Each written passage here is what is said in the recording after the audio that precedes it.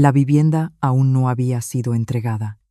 Mi marido ya había añadido el nombre de mi suegra en las escrituras conjuntas. No discutí. Hasta el día de la firma del contrato, simplemente dije: cancelo la compra de este piso. Me compré yo sola un apartamento con orientación este que ya estaba terminado. Para una mujer casada, su mayor miedo no son los días de comer sopa de ajo y pan, duro en los tiempos difíciles, sino el momento en que, después de haberse esforzado tanto por comprar su pequeño castillo, se da cuenta con amargura de que no es más que una forastera. Más de 100.000 euros, fruto de mi sudor y mis lágrimas, fueron intercambiados por una frase a la ligera de mi marido justo antes del día de la entrega de llaves: Carmen, he añadido el nombre de mi madre en las escrituras para que se quede tranquila. Tú, como esposa, puedes ceder un poco, ¿verdad? ¿Ceder? No lloré ni peleé. El día de la firma, ante la mirada atónita de mi suegra, retiré con total tranquilidad todo mi capital. Este piso es todo suyo. Alejandro y doña Rosa, pónganlo a su nombre. Me mudé al edificio de al lado, me compré yo sola un piso con orientación este, ya listo para entrar a vivir. Me llamo Carmen, y este año acabo de cumplir 35 años. Una edad que, según dicen, es la mitad del camino de la vida. Ya no eres tan joven como para tener sueños inalcanzables, pero tampoco lo suficientemente mayor como para rendirte ante todo. Alejandro, mi marido, y yo somos de un pueblo de Andalucía. Emigramos a Madrid hace 15 años con las manos vacías y una voluntad de hierro. Teníamos que conseguir un techo propio en medio del resplandor de esta gran metrópolis. Viviendo en un piso de alquiler en el barrio de Vallecas durante años, me había acostumbrado demasiado al sonido de la lluvia repicando en el tejado de chapa, al rugido de los coches a medianoche y al olor a humedad. Cada vez que llegaba la gota fría en otoño, el agua se filtraba hasta el borde del colchón. Alejandro es ingeniero civil. Es un buen hombre, muy trabajador, pero a veces le falta carácter. Llevamos 6 años casados. Nuestra vida transcurría tranquila, por no decir dura, con el único objetivo de comprarnos una casa. Yo trabajo como contable en una pequeña empresa de importación y exportación. Un trabajo que día a día se basa en lidiar con números fríos. Para ganar un dinero extra, todas las noches aceptaba llevar la contabilidad de pequeños negocios del barrio, trabajando hasta las 2 de la madrugada. Cada vez que me veía trasnochar, Alejandro se acercaba, me masajeaba los hombros y me pedía que descansara, pero yo solo sonreía y negaba con la cabeza. Sabía que, en esta ciudad, si no te esfuerzas el doble que los demás, el sueño de tener una casa propia será siempre solo un sueño sobre el papel. Aquel sábado por la noche, mientras afuera se escuchaba el ruido del tráfico de abril en Madrid, saqué mi libreta de ahorros y mi hoja de cálculo personal para revisar todos nuestros ingresos y gastos. Alejandro estaba sentado a mi lado con un vaso de té helado, y sus ojos brillaron al ver la cifra final en la pantalla del portátil. El dinero total que habíamos logrado ahorrar después de 6 años, incluyendo el dinero de unas arras de boda de oro que me dio mi madre, las pagas extras de Navidad y verano, y los beneficios de vender una pequeña parcela de tierra en mi pueblo, ascendía a 150.000 euros. Miré a Alejandro con la voz temblorosa de la emoción. Le dije: este dinero ya es suficiente para pagar la entrada y las primeras cuotas de un piso de 2 habitaciones en la nueva urbanización de Valdebebas que llevamos tanto tiempo mirando. Ese piso estaba en la planta 12, con vistas a un parque precioso. Para mí, 150.000 euros no eran solo dinero, eran sudor, eran cenas humildes a base de tortilla francesa y judías verdes. Eran abrigos viejos que usé durante 4 años sin atreverme a comprar uno nuevo. Alejandro tomó mis manos ásperas, unas manos que deberían estar cuidadas, ahora llenas de callos de tanto sujetar el bolígrafo y teclear. Me prometió que, cuando tuviéramos nuestra casa nueva, me compensaría por todo. En ese momento, Sentí una paz inmensa en mi corazón. Todo el cansancio de las horas extras pareció desvanecerse. Pasamos esa noche discutiendo la distribución de los muebles. Yo quería una cocina amplia porque me encanta cocinar para la familia. Alejandro quería un pequeño rincón en el balcón para poner macetas con plantas, tener paz mental. Todo parecía tan real y hermoso ante nuestros ojos. No imaginaba que ese dulce sueño sería el comienzo de una tormenta que jamás esperé. Confiaba en nuestra unión como marido y mujer. Confiaba en que, mientras estuviéramos juntos, superaríamos cualquier dificultad. Pero en la vida, a veces, el corazón humano es fácilmente influenciable por presiones externas, especialmente cuando se tocan conceptos sagrados como el deber filial hacia los padres y las obligaciones familiares. El domingo por la mañana decidimos ir en moto a Valdebebas para ver el piso piloto de la promoción. El sol de Madrid brillaba con ese calor seco que fácilmente vuelve a la gente irritable, pero la ilusión en mi corazón lo refrescaba todo. Al entrar en el piso piloto, decorado con lujo, luces cálidas, muebles modernos, sentí que realmente estaba tocando el futuro. El agente inmobiliario nos explicó con entusiasmo las instalaciones: piscina, zonas verdes y, sobre todo, un estricto sistema de seguridad. Me quedé en el salón, mirando por el gran ventanal, imaginando despertarme por las mañanas recibiendo los primeros rayos de sol. Alejandro caminaba por la habitación, tocando las paredes lisas, alabando el diseño que maximizaba el espacio. Decidimos entregar la reserva ese mismo día para asegurar el piso con vistas al parque. Transferimos los primeros 5.000 euros de fianza en un ambiente de alegría y alivio para ambos. En el camino de vuelta, Alejandro no paraba de hablar de sus planes de traer a sus padres del pueblo a pasar unas vacaciones cuando la casa estuviera terminada. Decía que su madre se había pasado la vida trabajando duro en Olivares y que nunca había experimentado lo que era vivir en un edificio alto, con un ascensor rápido. Apoyé totalmente la idea. Soy una persona que respeta las tradiciones y también quería ser una buena nuera, ya que ellos le dieron la vida a Alejandro. Sin embargo, le recordé suavemente que el piso no era excesivamente grande y que si sus padres se quedaban mucho tiempo, tendríamos que adaptar la habitación pequeña para que fuera cómoda para personas mayores. En los días siguientes, el ambiente en nuestro estrecho piso de alquiler se volvió más vivo. Empecé a hacer listas de cosas para comprar, desde cortinas de color crema hasta una nueva batería de cocina de acero inoxidable. Cada noche, abría la web de la promotora para ver las fotos del progreso de la obra. El edificio crecía cada día a la par que mi esperanza con cada ladrillo que ponían. Incluso elaboré meticulosamente un plan financiero para los próximos 2 años, calculando los detalles de las cuotas y los intereses del banco por si pedíamos un pequeño préstamo para amueblar el interior. Todo parecía ir según lo previsto. Alejandro seguía trabajando duro en la obra y yo seguía inmersa en mis números. A veces veía a Alejandro sentado pensativo en el balcón, fumando. Su mirada se perdía en el oscuro callejón. Le preguntaba qué le pasaba y solo sonreía, diciendo que la presión del trabajo era grande. Le creía porque conocía su carácter reservado y su tendencia a cargar con todo solo. No imaginaba que, detrás de esa calma, había una tremenda lucha interna. Se encontraba atrapado entre la esposa que lo había acompañado desde cero y su amada madre, cuyos deseos empezaban a traspasar los límites de la independencia de nuestro matrimonio. En medio del ajetreo de preparar el siguiente pago, la madre de Alejandro, doña Rosa, llamó para decirnos que vendría a Madrid a pasar unos días. Decía que en Andalucía hacía demasiado calor y quería ver a sus hijos, además de visitar la casa nueva de la que Alejandro tanto le hablaba.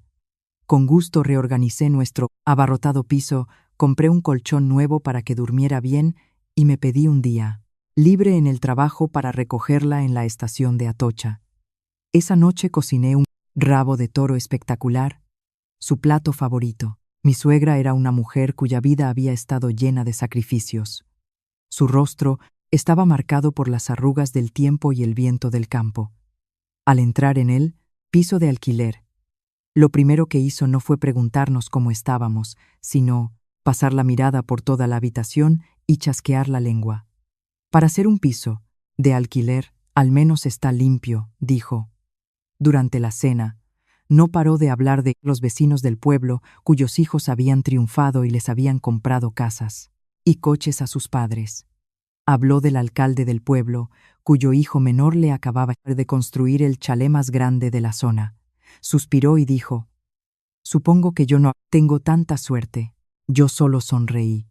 Le serví más comida y le dije: «Cuando la casa nueva esté lista, la traeremos a vivir con nosotros para que esté cómoda».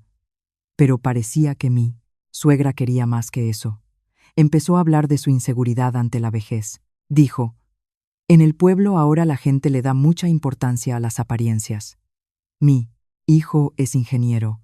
Tiene una casa en Madrid, pero si en los papeles no aparece mi nombre, los vecinos se reirán de mí. Dirán que mi hijo no me respeta y que su mujer lo controla todo». Al oír eso, la comida en mi boca de repente me supo amarga. En los días siguientes, el ambiente en casa cambió drásticamente. Cada vez que llegaba del trabajo, veía a mi suegra susurrando con Alejandro en un rincón. Su voz era baja, pero a veces podía captar palabras como «a mi nombre», «seguridad», «para la vejez» o «la nuera es de fuera». Alejandro solo bajaba la cabeza y respondía en voz baja: «Ya lo pensaré, mamá». Mi corazón se encogió. ¿Por qué una casa construida con el amor y el trabajo duro de un matrimonio se convertía en un campo de batalla por el poder? Empecé a darme cuenta de que su visita no era solo por turismo, sino una afirmación de soberanía basada en el miedo egoísta a la vejez. El piso de 50 metros cuadrados de repente se volvió asfixiante. Seguí siendo educada, cuidándola bien, desde la comida hasta sus horarios de sueño. Pero en mi interior, la alerta se disparó.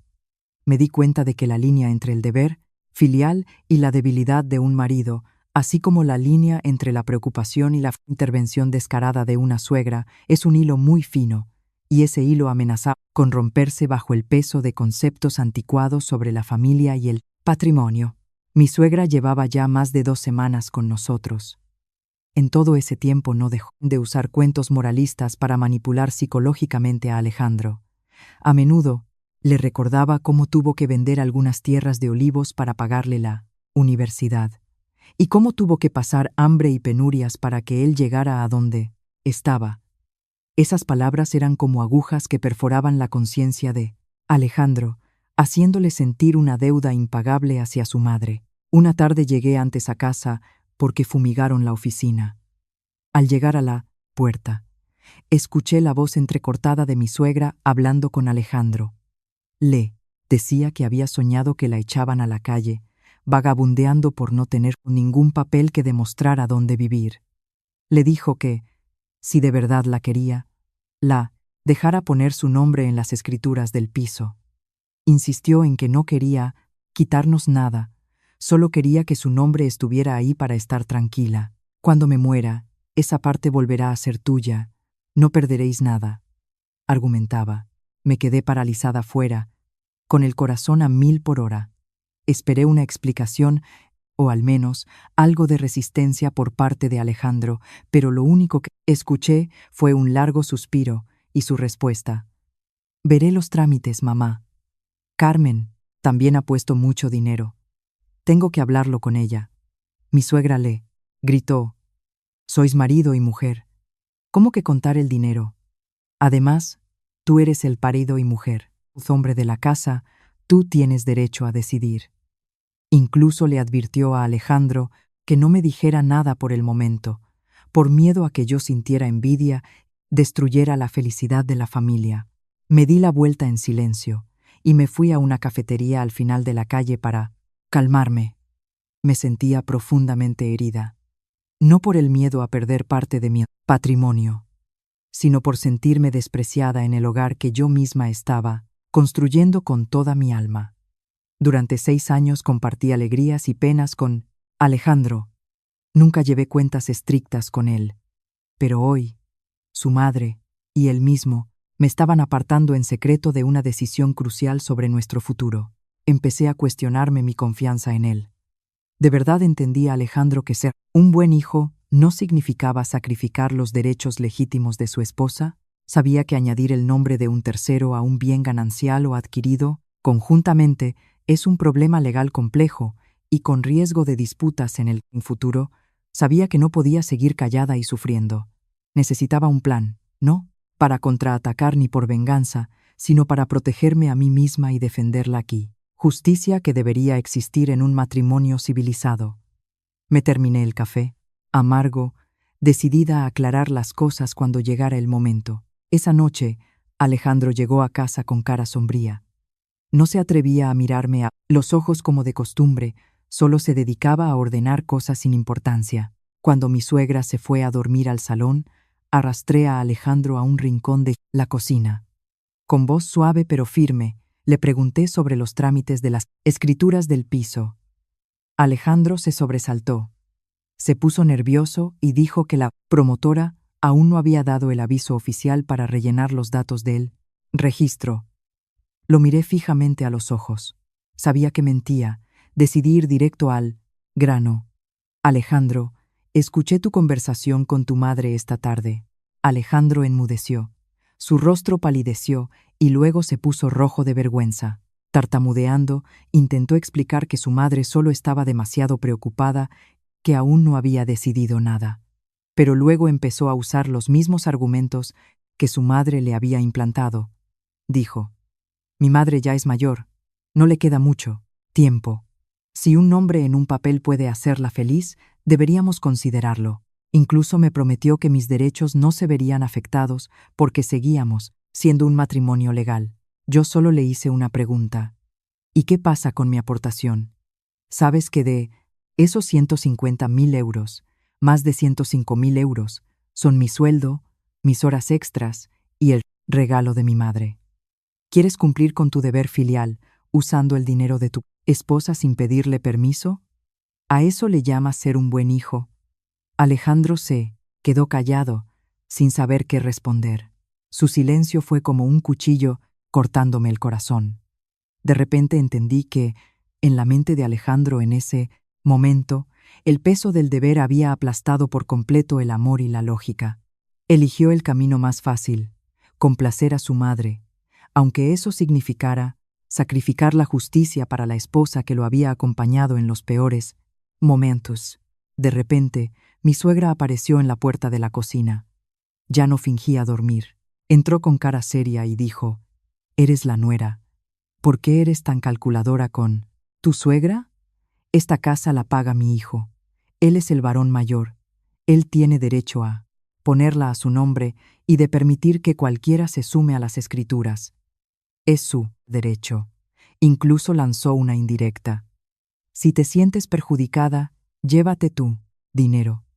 Alejandro pagará esta casa él solo». El ambiente se volvió extremadamente tenso. Miré a mi suegra y luego a Alejandro. Sentí una frialdad y una alienación absolutas. No discutí más. Sabía que en un estado emocional tan alterado, cualquier palabra sería inútil. Volví a la habitación, cerré la puerta y empecé a pensar en mi próximo paso. No soy una mujer que se someta fácilmente a exigencias irracionales, pero tampoco quería destruir esta familia con peleas inútiles. Necesitaba una solución más práctica, una que les obligara a reevaluar el valor de la aportación y el respeto dentro de una familia. Esa noche, me quedé despierta elaborando un nuevo plan financiero. Un plan en el que ya no dependería de las decisiones de otros sobre mi propio futuro. Después de aquella tensa discusión en la cocina, el ambiente en casa se volvió de un silencio aterrador. No era la calma de un lago sin olas, sino el silencio del ojo del huracán acumulando energía antes de arrasar con todo. Alejandro empezó a salir más temprano y a llegar más tarde de lo habitual.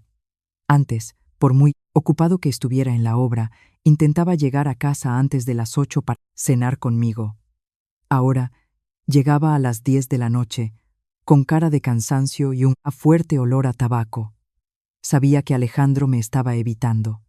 Evitaba mi mirada, evitaba las preguntas sobre los papeles de la casa y evitaba la realidad de que estaba lastimando a la mujer que había estado a su lado en sus años más duros. Cada vez que volvía, siempre le dejaba un plato caliente en la mesa, pero él solo comía un par de bocados en silencio, se duchaba y se metía en la cama, dándome la espalda. Su silencio era como un muro de ladrillos que crecía cada día, separando dos almas que una vez estuvieron tan unidas. Por el contrario, mi suegra ya no le susurraba al oído a Alejandro. Mostraba su victoria abiertamente a través de pequeños actos cotidianos. Reorganizaba las cosas del piso de alquiler a su antojo, traía bolsas con cosas viejas del pueblo y las apilaba en los rincones. Y siempre hablaba de cómo, cuando nos mudáramos a la casa nueva, esto iría en la habitación de la madre y aquello en aquel rincón. Me trataba como si no fuera más que una invitada. A veces, al hablar por teléfono con familiares en Andalucía, presumía con orgullo de que su hijo iba a comprar una casa enorme y que ella sería la titular principal en las escrituras para salvaguardar la herencia familiar. Yo lo veía todo, lo oía todo, pero decidí no gritar ni romper nada. Seguí trabajando como siempre, haciendo bien las contabilidades de mis clientes. Sin embargo, la hora del descanso que solía usar para mirar las redes sociales, ahora la pasaba visitando despachos de abogados y agencias inmobiliarias cerca de Valdebebas. Necesitaba entender la legislación española sobre bienes privativos y gananciales. También empecé a contactar con mi banco para estudiar las opciones de una hipoteca personal basada en mis ingresos reales.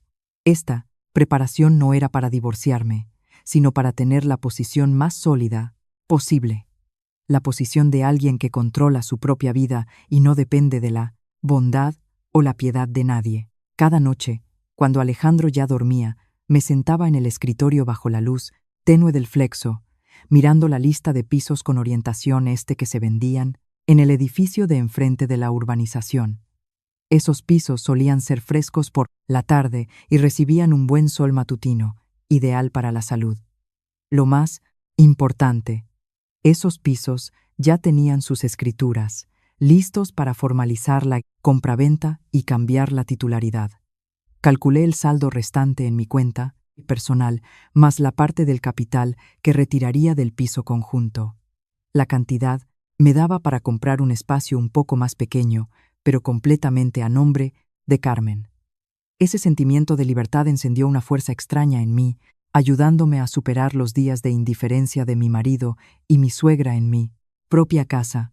Las mujeres tenemos una intuición muy aguda, especialmente con las personas que amamos. Noté que Alejandro mostraba un comportamiento más extraño que el simple hecho de evitarme. Empezó a aferrarse a su teléfono, incluso llevándoselo al baño.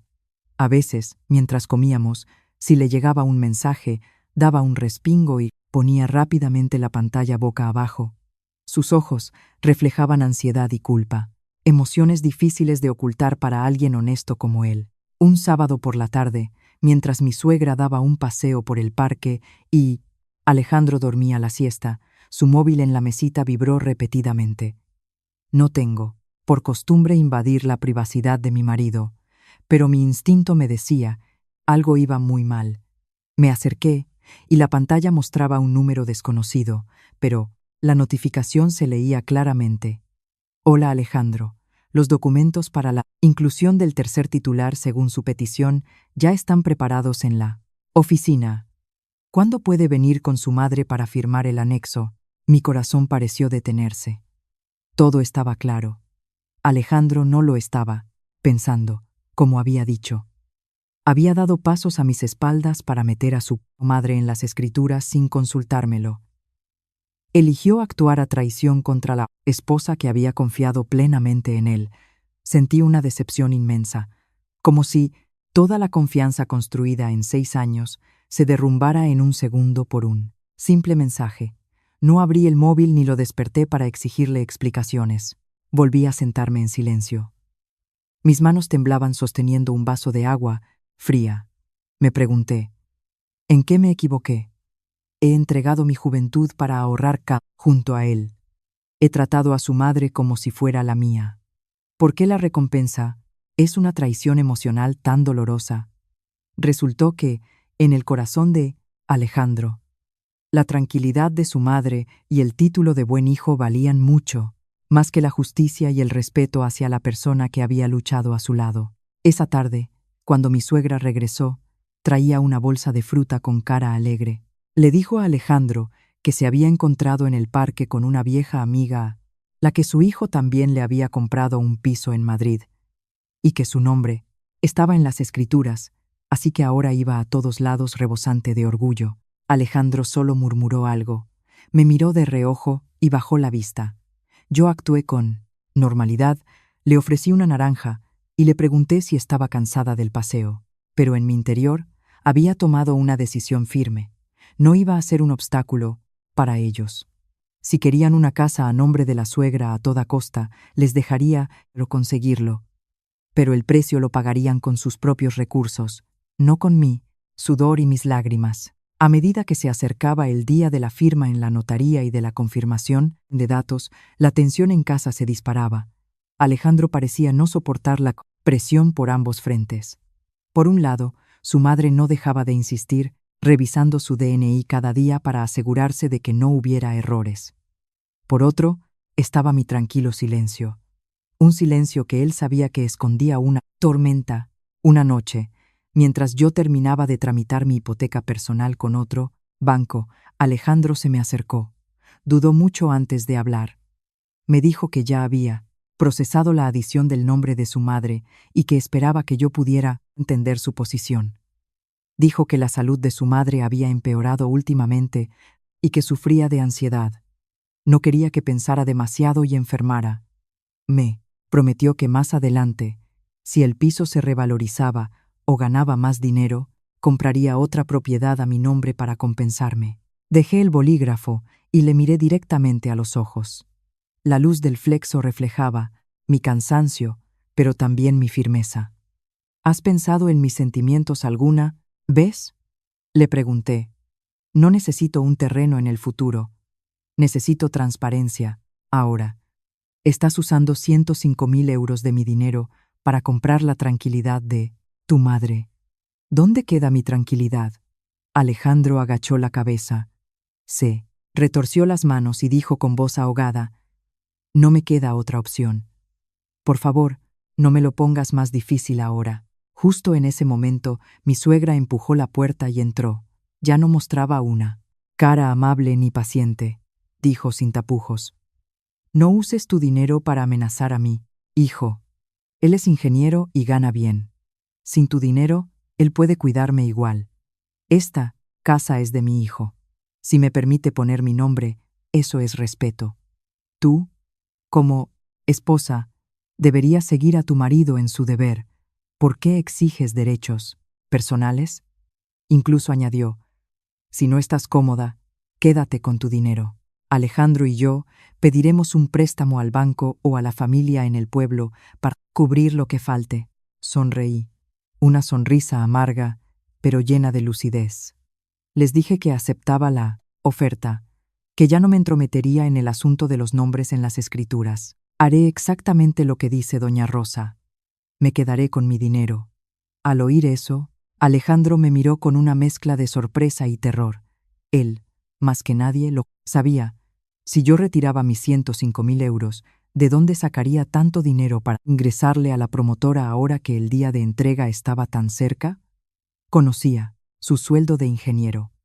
Aunque estaba bien, después de restar los gastos de vida y la hipoteca, sería imposible cubrir un agujero financiero de ese tamaño. Pero, por orgullo y por la presión de su madre, no se atrevió a negarse. Pasé aquel domingo revisando todos mis comprobantes financieros. Por suerte, como contable, tenía la costumbre de guardar todas las transferencias ordenadamente. Cada pago a la promotora se había hecho desde mi cuenta personal con un concepto claro. Carmen, pago plazo vivienda Valdebebas. También, encontré el acuerdo de separación de bienes privativos que firmamos al recibir el regalo de bodas de mi madre y el gran bonus de mi proyecto el año pasado. Mientras yo estaba ocupada con papeles, Alejandro y mi suegra parecían inmersos en la euforia de la entrega de llaves. Se fueron a mirar tiendas de muebles baratos por la calle Alcalá, discutiendo planes para comprar una cama de madera maciza para la madre y un armario grande para Alejandro. Calculaban con entusiasmo, como si la casa ya fuera completamente suya. Se habían olvidado que los cimientos financieros se estaban desmoronando. No se lo recordé. Quería que sintieran por sí mismos el precio de una ilusión poco realista. Me puse en contacto con el departamento legal de la promotora. Les comuniqué mi intención de retirar mi capital y pedí modificar el contrato para que quedara a nombre de Alejandro en solitario si él quería seguir adelante con su madre. El asesor legal me dijo que era posible siempre y cuando ambas partes estuvieran de acuerdo con la devolución de los fondos privativos. Al mismo tiempo, cerré el proceso de reserva de mi piso con orientación en el edificio vecino. Era un piso de una habitación, más pequeño, pero con un diseño inteligente y un balcón que se inundaría de sol cada mañana. Mi corazón se sintió ligerísimo cuando todo empezó a encajar. Ya no sentía rabia hacia Alejandro ni hacia mi suegra. Al contrario, sentía lástima por ellos. Lástima por Alejandro, porque su devoción ciega le había hecho perder la capacidad de proteger a su compañera de vida. Lástima por mí, mi suegra, porque su egoísmo y su falso deseo de poder habían empujado a su hijo en un abismo. Yo estaba preparando la salida más civilizada, donde cada uno recibiría exactamente lo que había elegido. La justicia en esta vida a veces no viene de lo que otros te dan, sino de tu propia capacidad para defenderte y ser firme. Esa noche preparé la cena más deliciosa desde que llegó mi suegra. Quería que fuera nuestra última cena juntos antes de que todo diera un giro. Alejandro parecía más alegre. Pensaba que mi silencio significaba que había cedido. Me sirvió comida y me prometió una vida mejor tras la mudanza. Acepté su atención con gratitud por los buenos recuerdos que ya eran pasado. Pero mi corazón ya no latía por él como antes. Estaba lista para el mañana, el día en que la verdad sobre el valor y la responsabilidad se pondría sobre la mesa de forma clara y justa. La noche antes de la cita en la promotora, decidí darle a Alejandro una última oportunidad. Me senté a su lado después de que mi suegra se encerrara en su cuarto. Le cogí la mano. Mi voz fue sincera y solemne. Alejandro, si mañana cambias de opinión y solo ponemos nuestros dos nombres como acordamos al principio, lo olvidaré todo. Pagaremos la hipoteca juntos y construiremos la casa que soñamos. Te prometo que cuidaré de tu madre sin una sola queja mientras viva con nosotros. Alejandro me miró, con los ojos llenos de dudas. Vi cómo apretaba los labios. Sus hombros temblaban un poco. Pero entonces, desde la habitación se escuchó la tos de mi suegra seguida de unas palabras claras. Alejandro, no te olvides de llevar mi DNI mañana, hijo. Es un gran día para mí. Alejandro suspiró profundamente. Retiró su mano de la mía. Lo siento, Carmen. Se lo prometí a mi madre. No puedo decepcionarla. Me pidió que fuera generosa esta vez, que lo viera como un pequeño sacrificio por ella. Mi paciencia se había agotado.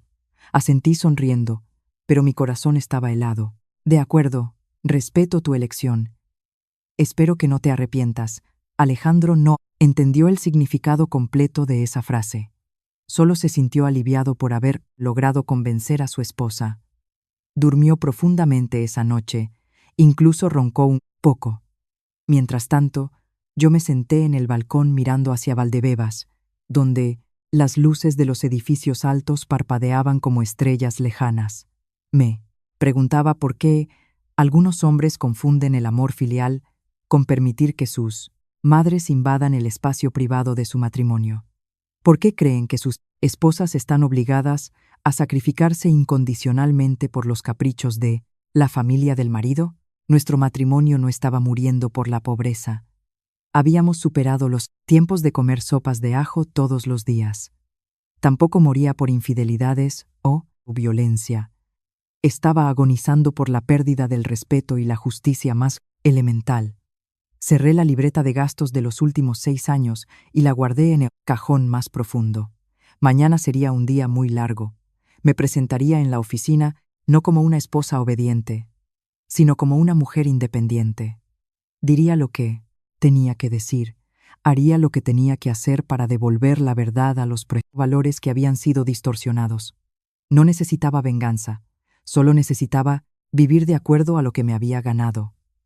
Me esperaba un piso con orientación, donde el sol calentaría mi alma y donde no habría lugar para mentiras ni debilidades escondidas bajo el nombre del deber familiar. A la mañana siguiente, Madrid me recibió con un aguacero repentino. Una de esas típicas lluvias de otoño que tiñen el cielo de gris y enfrían el aire.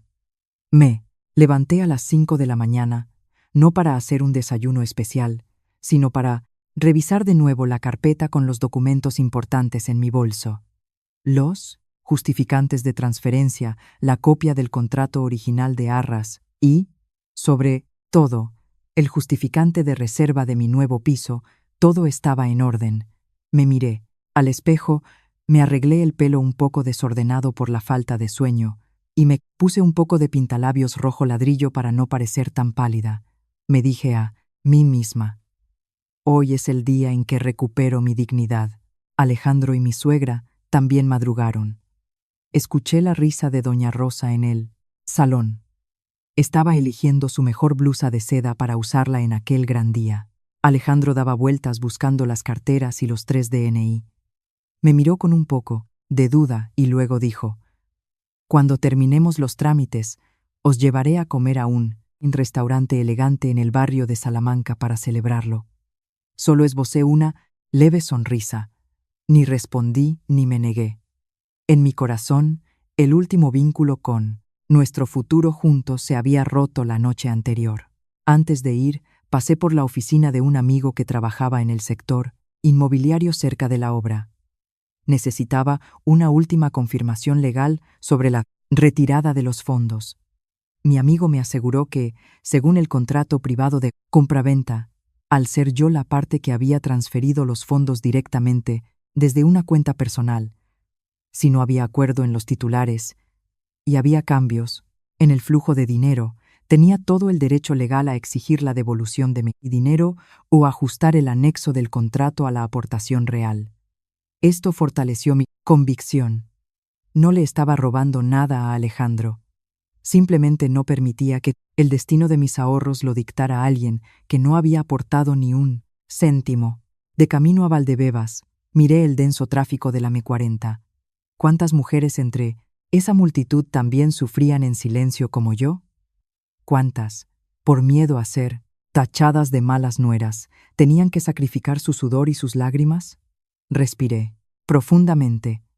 Había dedicado mi juventud a cuidar de otros, desde enviar dinero al pueblo para que los hermanos pequeños de Alejandro estudiaran, hasta pagar las facturas del hospital de su padre hace 2 años. Había cumplido mi papel de nuera y esposa con creces. Ahora me tocaba cumplir con mi responsabilidad hacia mí misma. Aparqué la moto en el vestíbulo de la promotora. El edificio se alzaba majestuoso, con su pintura blanca resplandeciendo bajo el sol que empezaba a asomar tras la lluvia. Este lugar fue una vez el sitio donde soñaba construir una familia pacífica con Alejandro, pero ahora lo veía con otros ojos, más fría y racional. Sabía que si entraba y firmaba junto a mi suegra, me convertiría, oficialmente, en una simple inquilina de mi propia propiedad. Entré en el vestíbulo y me senté en un rincón alejado de donde estaban Alejandro y doña Rosa, que parecían exultantes. Saqué el móvil y volví a mirar las fotos de mi piso orientado al este. Un espacio pequeño, solo una habitación, pero con un balcón enorme bañado por el sol. Allí no habría mentiras, ni susurros, ni venenosos, y lo más importante, sería 100% de Carmen. Mi suegra iba muy maquillada hoy. Paseaba por el vestíbulo hinchada de orgullo. Cada vez que pasaba un agente inmobiliario, lo paraba para preguntarle cualquier cosa, hablando muy alto para que los demás clientes oyeran que su hijo, un ingeniero, le estaba comprando esta casa en señal de respeto filial. Me miraba, con una mezcla de lástima y triunfo, como queriendo decir, no importa cuánto dinero ganes para esta familia, el poder lo sigo teniendo yo. Alejandro, sentado a su lado, me miraba de reojo con preocupación. Me veía demasiado, tranquila, una calma antinatural para una esposa a la que le iban a arrebatar sus derechos. Se acercó y me preguntó si tenía sed, que me traería agua. Negué, con la cabeza. Ocúpate de tu madre, yo estoy bien. La distancia en mis palabras lo hizo enmudecer. Quizás empezó a notar que algo iba mal, pero la presión de su madre y su orgullo de hombre por cumplir la promesa le cegaron. Ante las señales, me quedé allí sentada, observando en silencio a las otras familias que venían por sus llaves. Había una pareja joven que se cogía de la mano y reía. Un padre, anciano con lágrimas en los ojos, viendo el fruto del trabajo de su hijo. Una escena que antes me habría parecido hermosa, ahora me resultaba amarga. Saqué una pequeña calculadora del bolso y comprobé los números por última vez. El total que yo había aportado era de 105.000 euros. El dinero de Alejandro era de 45.000 euros de nuestros ahorros comunes y sus bonos. Si yo retiraba mi parte, Alejandro apenas tendría un tercio de la entrada necesaria. Tendría que pedirle al banco más de 100.000 euros adicionales de emergencia antes de firmar la hipoteca con su sueldo actual. Después de pagar la cuota, ¿qué comerían él, su madre? Suspiré, con el corazón pesado. No quería acorralarle, pero tampoco podía dejar que me acorralaran a mí. Mi suegra empezó a sacar un montón de documentos de su bolso, incluida una fotocopia compulsada de su DNI. Llamó a Alejandro y le recordó que revisara su nombre en el contrato con lupa. Que no haya ni una falta de ortografía, dijo. Decía que el nombre en las escrituras era vital, que era su orgullo en el pueblo. Escucharlo me pareció ridículo. Un orgullo construido sobre la explotación del trabajo de su nuera. En ese momento, por los altavoces llamaron a nuestro número para entrar a la sala de firmas. Mi suegra se levantó de un salto, se alisó la blusa y caminó deprisa, como si temiera que alguien le quitara el sitio. Alejandro me miró, haciéndome una señal para que entrara. Me levanté, me arreglé la ropa y respiré hondo para reunir toda mi calma. Sabía que, en pocos minutos, esta falsa paz estallaría en pedazos, vendría el huracán, y yo sería quien llevaría el timón de mi vida en medio de la tormenta. Ya no tenía miedo ni rabia. Solo quedaba la silenciosa determinación de una mujer que había visto a través de todas las excusas morales y el egoísmo humano. La sala de firmas era moderna, con una gran mesa de cristal y cómodas sillas de cuero. Una asesora legal de la promotora, una mujer joven y profesional, nos recibió con una sonrisa. Puso 3 gruesas carpetas sobre la mesa y empezó a explicar el proceso de entrega y confirmación de titulares para el registro de la propiedad. Alejandro se sentó en el centro, mi suegra a su derecha y yo a su izquierda. Mi suegra se apresuró a poner sus documentos sobre la mesa, con voz entusiasta. Buenos días, señorita. Soy la madre de Alejandro. Hoy mi hijo y yo seremos los titulares de esta casa. Por favor, revise bien mi nombre. Soy Rosa Gómez, nacida en 1960. La asesora miró a Alejandro para confirmarlo. Alejandro asintió con firmeza, luego me miró con ojos suplicantes, pidiéndome que me callara y colaborara. La chica empezó a abrir las páginas de los contratos y preparó un bolígrafo. Explicó que, al ser una compra dentro de un matrimonio, normalmente va a nombre de los cónyuges, a menos que haya una separación de bienes explícita. Le preguntó a Alejandro. Señor Alejandro, desea entonces incluir a su madre como cotitular, ¿verdad? Justo cuando Alejandro iba a decir que sí, Puse suavemente mi mano sobre el montón de papeles, deteniendo el movimiento de la chica. Miré a la asesora y dije, lo suficientemente alto para que todos en la sala lo oyeran. Buenos días. Soy Carmen, esposa de Alejandro, y también la persona que ha realizado la mayor parte de los pagos de esta vivienda desde el principio hasta hoy. Antes de seguir firmando, tengo una petición importante que debatir con la promotora. Alejandro dio un bote en la silla, pálido como la cera. Mi suegra me fulminó con la mirada. Estaba a punto de gritar, pero el ambiente profesional de la oficina la contuvo. Solo pudo sisear. ¿Qué numerito vas a montar aquí? La ignoré. Continué hablando con la asesora legal. Tengo pruebas documentales de que los fondos para este piso provienen en su gran mayoría de mis bienes privativos. Actualmente, no hay acuerdo entre mi marido y yo sobre la titularidad. Por lo tanto, solicito a la promotora que suspenda el trámite de inclusión de un tercer titular.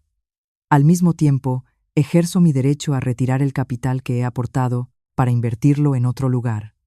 Ya he preparado la solicitud y los justificantes bancarios. Toda la sala se quedó en un silencio sepulcral. Alejandro me miró en shock, como si estuviera viendo a una desconocida. Mi suegra se quedó con la boca abierta, el DNI temblando en su mano. El silencio se rompió con un golpe en la mesa dado por mi suegra. Ya no le importaba su elegante blusa. Se levantó, me señaló a la cara y gritó, «Carmen, te has vuelto loca. ¿Vas a montar un escándalo aquí? El dinero de mi hijo también es dinero de esta familia. ¿Con qué derecho quieres? ¿Retirarlo? ¿Vas a robarnos la casa a plena luz del día?» La gente de las mesas de alrededor empezó a girarse. El personal de seguridad se acercó para vigilar.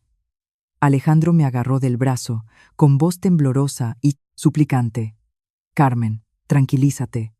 No nos avergüences a mi madre y a mí aquí. Lo hablamos en casa. Este es un lugar de trabajo». Solté suavemente su mano. Mi mirada era fría, pero sin odio.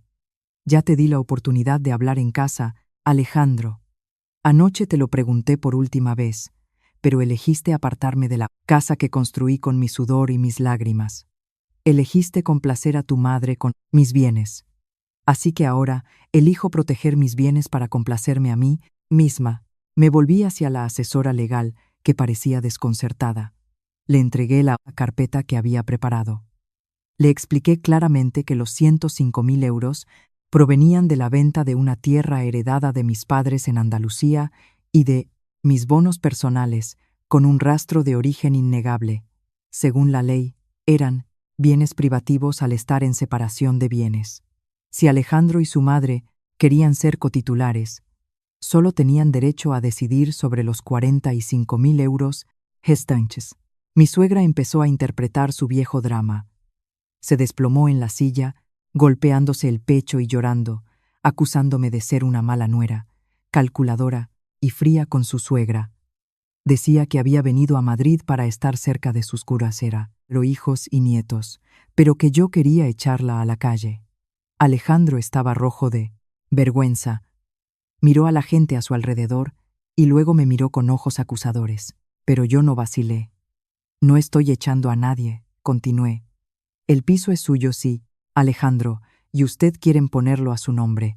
Yo retiraré mis 105.000 euros para comprarme el piso con orientación este en el edificio de al lado. Más pequeño, pero ya tiene escrituras. No les prohíbo que vivan aquí, pero tampoco puedo poner mi nombre en una relación donde el respeto se considera insignificante». El título de esta historia apareció claramente en mi mente en ese momento. Cancelo esta vivienda. Me compraré yo sola el piso de al lado que ya está terminado. No era una amenaza. Era el nuevo mapa de ruta de mi vida. Alejandro se quedó atónito, dándose cuenta de que no estaba bromeando. Sabía perfectamente que si yo sacaba ese dinero, se enfrentaría a una deuda bancaria colosal que no podría asumir. La visión de la casa de lujo para que su madre presumiera en el pueblo se había convertido de repente en una pesada soga al cuello. Mi firmeza había transformado su orgullo en caos, ansiedad y un arrepentimiento tardío. Tras escuchar mi petición y revisar los documentos por encima, la asesora legal nos invitó a pasar a una sala de reuniones privada para evitar molestias. Alejandro cayó desplomado en la silla, cogiéndose la cabeza con ambas manos. No se atrevía a mirarme, ni tampoco a su madre. Mi suegra, tras ver que nadie la consolaba, finalmente se calló. Se dio cuenta de que la situación era crítica. La asesora empezó a analizar los números. Señor Alejandro, si Carmen retira su capital privativo, la promotora tiene que rehacer el expediente. Sin embargo, según el calendario de pagos, usted deberá ingresar inmediatamente el déficit de 105.000 euros para poder proceder con las escrituras. De lo contrario, el contrato se cancelará y se le aplicará una penalización según las cláusulas de arras. Alejandro levantó la cara, con la voz destrozada.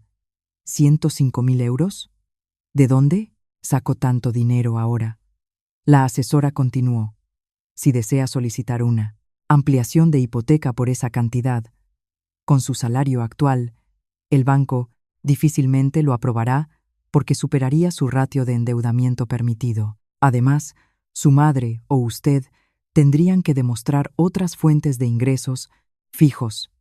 Al oír eso, mi suegra se quedó lívida. Pensaba que el dinero de su hijo y su nuera era propiedad comunal y podía usarlo sin más. No imaginaba que las leyes y los números fueran tan estrictos. Yo estaba sentada frente a ellos, tranquila pero sin sentirme victoriosa. Saqué mi plan financiero para el piso vecino. Ya he reservado el piso de al lado. Es más asequible, más pequeño, y las escrituras están listas. Mis 105.000 euros. Más el pequeño préstamo que ya me ha preaprobado el banco, basándose en mis propios ingresos, son suficientes para pagarlo. No hago esto por venganza, Alejandro. Lo hago para que nos demos cuenta de que un matrimonio es una asociación, no una propiedad o una sumisión incondicional. Mi suegra empezó a tartamudear. ¿Y qué pasa con este piso? Si Alejandro no puede pagarlo, perdemos la fianza. La miré, bajando el tono de voz. Ese es el resultado de su deseo de tener su nombre en las escrituras sin importarle de dónde salía el dinero. Prometí traerla a vivir con nosotros y cuidarla como su nuera. Pero usted quiso usar su nombre para imponer su poder sobre mis sacrificios. Ahora, doña Rosa, usted y Alejandro tendrán que buscar una salida para su casa. Alejandro me miró con los ojos enrojecidos. Quizás en ese momento por fin entendía el precio de la debilidad. Miró a su madre y luego a mí. Su lucha interna era evidente en su rostro de sufrimiento. La cruda realidad financiera había destruido la ilusión del deber filial pagado con dinero ajeno. Ahora se enfrentaban a una amarga verdad. Una casa de lujo a nombre de la madre, pero impagable, o un arrepentimiento tardío para salvar a la familia. Les dejé enfrentarse a esa realidad. Sabía que solo sintiendo la pérdida y el miedo, la gente aprende verdaderamente sobre el respeto y los límites en las relaciones familiares. Al salir de la oficina de la promotora, sentí la brisa fresca en mi piel. La lluvia de la mañana había cesado, dejando charcos que reflejaban la luz de la tarde. Detrás de mí, Alejandro y mi suegra caminaban arrastrando los pies, como personas que acababan de sufrir un trauma. No quedaba ni rastro de orgullo, ni de vanidad. Guardaban un silencio absoluto. Volvimos a nuestro piso de Vallecas. Durante todo el trayecto en la M40, nadie habló. Alejandro miraba fijamente al frente, agarrando el volante hasta que los nudillos se le pusieron blancos. Yo iba sentada detrás, sintiendo una extraña ligereza en el pecho. Había dicho lo que tenía que decir. Había dado el paso para protegerme. No me sentía victoriosa, solo aliviada, porque el peso de la sumisión que había cargado se había desvanecido. Al llegar a casa, mi suegra no se puso a ordenar cosas ni a hablar de muebles. Entró sigilosamente en su cuarto y cerró la puerta. La vi por la rendija. Estaba sentada en la vieja cama, con los hombros huesudos temblando. Tal vez se estaba enfrentando a la dura realidad de que el estatus que tanto ansiaba era solo una ilusión si no contaba con la aportación de la nuera a la que despreciaba. También se dio cuenta de que su egoísmo había empujado a su hijo a un abismo financiero inimaginable. Alejandro se sentó en la pequeña mesa del comedor donde solíamos compartir cenas humildes para ahorrar. Me miró. En sus ojos ya no había reproches, solo conmoción y un profundo arrepentimiento. Carmen, ¿de verdad lo has decidido? ¿Vas a dejar ese piso y vivir sola en el edificio de al lado? Lo miré y asentí lenta, pero firmemente. No te estoy dejando a ti, Alejandro. Solo estoy comprando una casa acorde a mis posibilidades y deseos. Ese piso grande.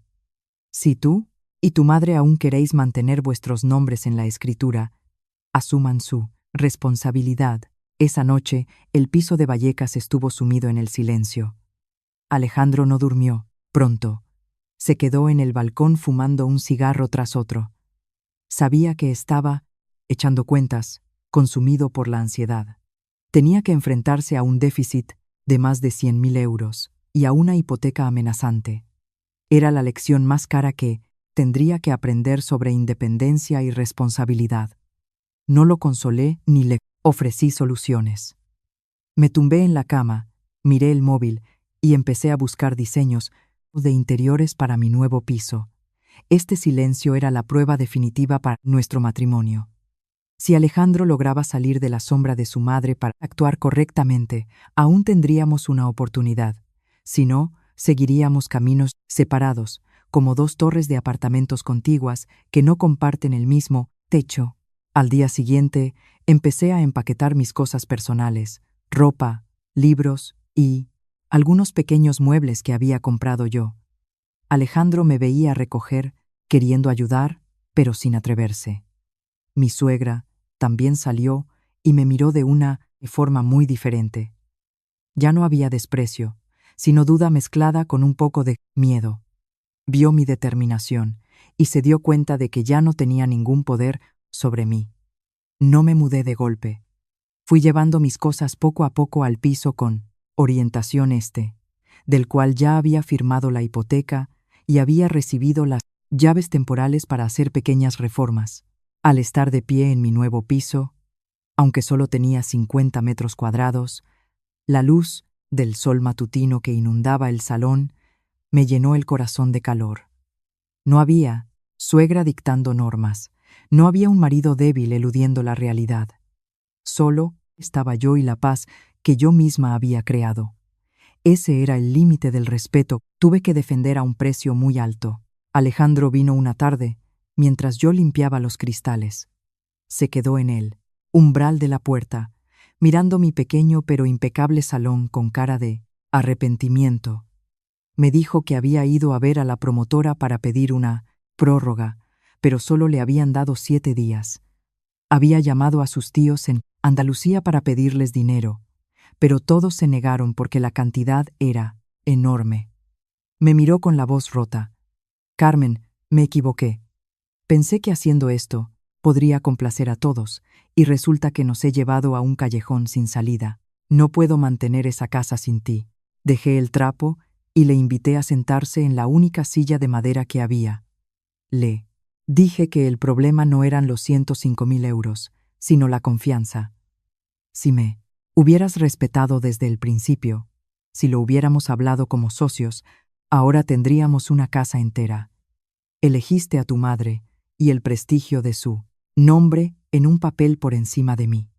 Ahora tienes que resolver las consecuencias tú solo. Alejandro bajó la cabeza. Por primera vez, vi a este hombre fuerte llorar. Dijo que sentía vergüenza por haber usado el dinero de su mujer para comprar un respeto filial falso. No me ablandé asumiendo sus deudas de inmediato. Le dije que volviera y hablara claro con su madre. Hazle entender que ser un buen hijo no es poner su nombre en un papel, sino cuidarla todos los días con el fruto de tu propio esfuerzo. Quería que deshiciera este nudo él mismo con su madre. Era la única manera de que madurara y de que nuestro matrimonio tuviera una segunda oportunidad. La línea ya estaba trazada. Ahora, cada uno debía aprender a mantenerse firme en su propio territorio antes de intentar caminar con otros. A la semana siguiente, Alejandro parecía otra persona. Por lo que me contaron, unos vecinos, había tenido una charla muy seria con su madre. Por primera vez, se atrevió a rechazar sus exigencias irracionales. No gritó ni le faltó al respeto. Simplemente le expuso la realidad financiera y el grave error que ambos habían cometido. Le dijo a su madre que, si seguían empeñados en las escrituras, tendrían que malvender las tierras de olivos del pueblo para pagar la deuda, y, entonces, sí que lo perderían todo. Mi suegra, después de pasar unos días en silencio y ver a su hijo adelgazar por la ansiedad, finalmente entró en razón. Se dio cuenta de que su egoísmo no iba a dar la paz en la vejez que imaginaba, sino que iba a destruir el futuro de su único hijo. Empezó a comprender que la verdadera tranquilidad no viene de un trozo de papel notarial, sino de la armonía familiar y del respeto hacia la locatrá, que esposa de su hijo. Le pidió a Alejandro que me llamara. Quería verme para hablar. Cuando me reuní de nuevo con ellos en el piso de Vallecas, el ambiente ya no era tenso. Mi suegra me cogió las manos. Sus manos arrugadas temblaban. Carmen, soy vieja y me he vuelto terca. Solo pensé en mí misma hasta el punto de amargaros la vida. Perdóname, hija. No necesito mi nombre en ninguna escritura. No necesito presumir ante nadie en el pueblo. Solo quiero que estéis bien. Con tener un rinconcito para vivir con vosotros me basta. La miré y vi sinceridad en sus ojos cansados, y mi corazón se ablandó. Alejandro continuó. Me dijo que ya había solicitado la cancelación de la inclusión de su madre en el contrato. También me pidió perdón por haber actuado a mis espaldas. Propuso ceder los derechos de compra, un traspaso del piso Valdebebas a un amigo suyo que también estaba buscando casa, para poder recuperar el dinero invertido. Dijo que no se sentía digno de vivir en una casa tan grande si aún no sabía ser el líder de su propio hogar.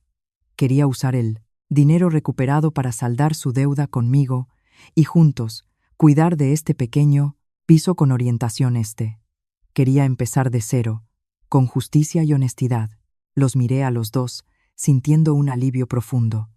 El deber familiar, por fin, había encontrado su lugar correcto.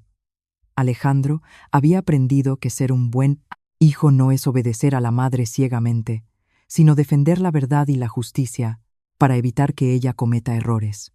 Mi suegra también había aprendido a dejar de lado el orgullo del qué dirán para salvar los lazos familiares. La historia de esta casa ya no era una lucha de poder, sino una valiosa lección sobre cómo ser hijo y cómo ser pareja. Le dije a Alejandro que no estaba de acuerdo en vender el piso de Valdebebas precipitadamente. Tranquilo, buscaremos la mejor solución financiera una vez que los problemas emocionales estén resueltos. Un domingo por la tarde, mi suegra vino sola en metro a mi piso. Traía una bolsa con rosquillas caseras que había hecho la noche anterior. Verla allí de pie, incómoda en la puerta de un bloque tan moderno, me dio más pena que rabia. La invité a pasar y le preparé una infusión. Miró a su alrededor y alabó la luz del sol que entraba, diciendo que era hermosa y cálida. Se sentó en el sofá, dudó un momento y sacó de su bolsillo una cajita de terciopelo rojo muy desgastada. La abrió. Dentro había un antiguo anillo de oro. Me dijo que era la única joya de valor que conservaba de su juventud y que planeaba dármela cuando me casé con Alejandro, pero que por su mentalidad estrecha y el miedo a que yo controlara el dinero, se la había guardado. Toma esto, hija. Tómalo como una muestra de mi corazón. No es para sobornarte. Es para que sepas que de verdad te considero una hija en esta familia. Me equivoqué, Carmen. Perdóname por todo. Tomé el anillo, sintiendo su calidez y el rastro de sus años de lucha. Esta era la disculpa que había estado esperando. No una compensación económica, sino el cundo dabéis, reconocimiento de mi valor en esta familia. Le dije que guardara el anillo. No, necesito oro. Doña Rosa, solo necesito comprensión. Le prometí que, en cualquier piso que viviéramos, ella siempre tendría el lugar de honor. Mi suegra rompió a llorar, lágrimas de arrepentimiento y alivio que rodaron por sus mejillas. Esa noche, Alejandro también vino. Traía un montón de documentos firmados por la precinto Sera, promotora sobre la restitución de mi capital, para que yo pudiera cancelar el préstamo que había pedido para mi nuevo piso. Me dijo que había cogido 2 proyectos extra como autónomo para aumentar sus ingresos. Ya no parecía débil, huidizo. Al contrario, discutía conmigo nuestro futuro con determinación.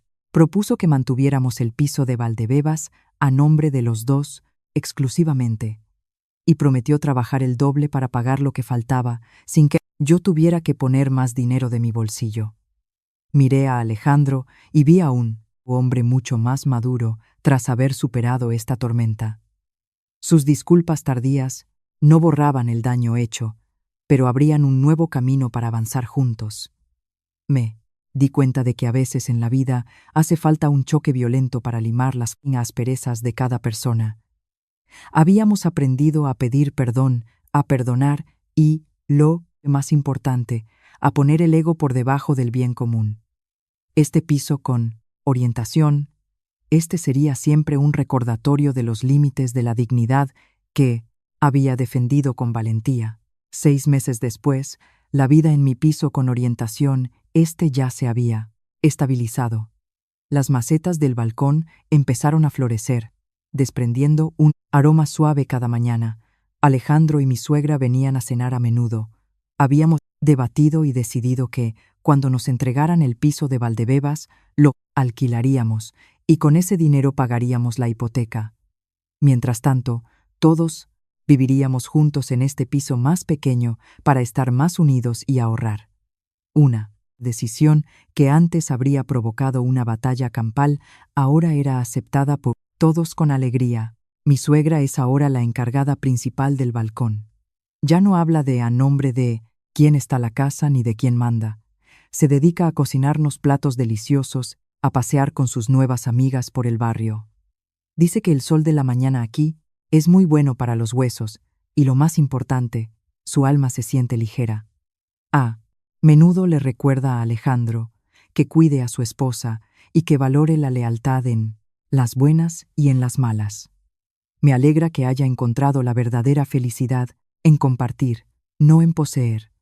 Alejandro sigue siendo un ingeniero trabajador, pero ahora es un marido responsable y con criterio propio. Ya no me oculta nada. Cada noche después de cenar, nos sentamos en el balcón a mirar las luces de Madrid. Me coge la mano y me da las gracias por mi firmeza de aquel día. Dice que si no hubiera sido por aquella dura bofetada de realidad, quizás siempre habría sido un niño mimado en el cuerpo de un adulto, incapaz de proteger su propio hogar. Nuestra historia no terminó con una venganza satisfactoria, sino con una toma de conciencia profunda y humana. No elegí divorciarme ni montar un escándalo. Elegí actuar de forma práctica y justa para darles una lección sobre el valor del 4x1, trabajo duro y el respeto. Ahora, nuestro hogar no es solo ladrillos y cemento, sino un símbolo de comprensión y perdón. Esta tarde, la luz dorada baña el suelo de madera de mi piso con orientación. Veo a mi suegra cosiendo una camisa rota de Alejandro. Al ver a mi marido, concentrado en sus planos de obra, siento una paz inmensa. Resulta que si una casa ha sido entregada o no, no es tan importante como si el corazón de cada habitante ya se ha entregado mutuamente con sinceridad. Por fin tenemos un hogar, de verdad, donde el sol nunca se apaga y el cariño está presente en cada respiro. Esta historia de lucha entre Carmen y Alejandro deja un eco difícil de olvidar sobre la fina línea que separa el amor familiar del respeto. Tal vez a través de este relato comprendamos que el deber hacia los padres es un valor noble. Sin embargo, el verdadero respeto filial no significa jamás que un hombre deba ignorar la justicia, los sentimientos y los derechos de su esposa, quien lucha a día y noche a su lado. La actitud tranquila pero firme de Carmen no fue egoísmo, ni ira pasajera, sino la prueba palpable de que la mujer, bajo cualquier punto, circunstancia, necesita tener una base financiera sólida y la independencia necesaria para proteger su dignidad. A veces en el matrimonio, la paciencia y la sumisión incondicional no siempre traen la paz. De hecho, el valor para enfrentarse a la realidad y establecer límites claros es la mejor medicina para despertar a nuestros seres queridos cuando se han perdido en el camino. Afortunadamente, la tormenta ha pasado, reemplazada por la comprensión y el perdón. Esta historia nos recuerda un principio fundamental en las relaciones humanas.